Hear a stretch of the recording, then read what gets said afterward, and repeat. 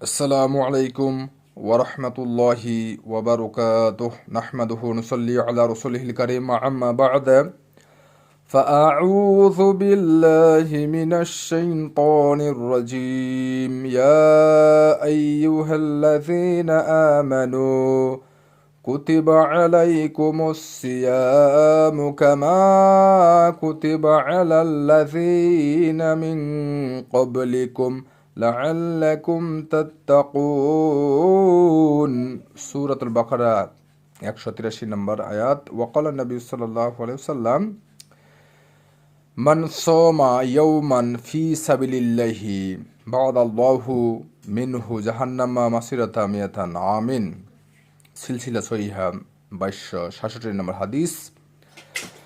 আলহামদুলিল্লাহ, সমস্ত প্রশংসা আল্লাহ সুবহানাহু ওয়া তাআলার জন্য, যিনি আমাদেরকে সৃষ্টি করেছেন, এবং দরুদ বর্ষিত হোক নবী মুহাম্মদ সাল্লাল্লাহু আলাইহি ওয়াসাল্লামের প্রতি। আল্লাহুম্মা সাল্লি আলাইহি আল্লাহুম্মা বারিক আলাইহি। সম্মানিত দর্শক, দিনী মুসলিম ভাই এবং বোনেরা, আল্লাহ সুবহানাহু ওয়া তাআলা আমাদের জন্য সিয়াম ফরজ করেছেন এবং পূর্বের লোকদের উপরেও সিয়াম ফরজ ছিল, যাতে করে আমরা সংযমী তাকওয়াশীল পরেজগারী জীবনযাপন করতে পারি, পরেজগার হতে পারি।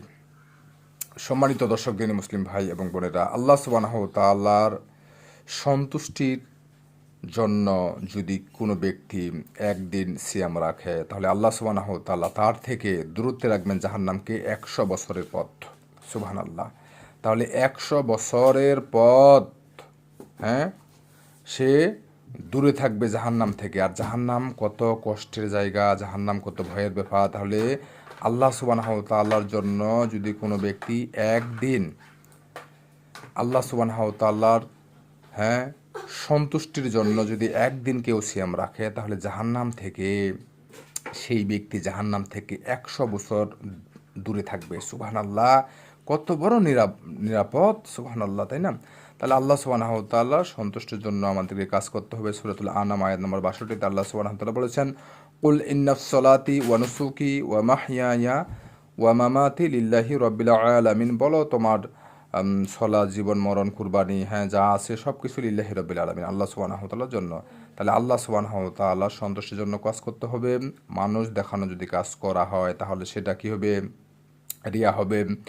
এবং সেটা ইবনে মাজাহ হাদিসে রিয়া বলা হয়েছে, সেটাকে কি বলা হয়েছে? ছোট শিরক বলা হয়েছে। এবং সহিহ বুখারীতে হাদিস রয়েছে যে মানুষ দেখানোর জন্য যদি কেউ দান করে, যুদ্ধ করে, তারপরে ইলম অর্জন করে, তাহলে দুনিয়াতে পেয়ে যাবে, আর কিয়ামতে আখিরাতে জাহান্নাম ছাড়া কিছুই তার থাকবে না। এটা সহিহ বুখারীর হাদিস। তাহলে বিষয়টি স্পষ্ট হয়েছে যে কেউ যদি আল্লাহ সুবহানাহু ওয়া তাআলার সন্তুষ্টির জন্য একদিন সিয়াম রাখে, তাহলে আল্লাহ সুবহানাহু ওয়া তাআলা তাকে 100 বছরের দূরত্বে তাকে নিরাপদে রাখবেন জাহান্নাম থেকে। সুবহানাল্লাহ।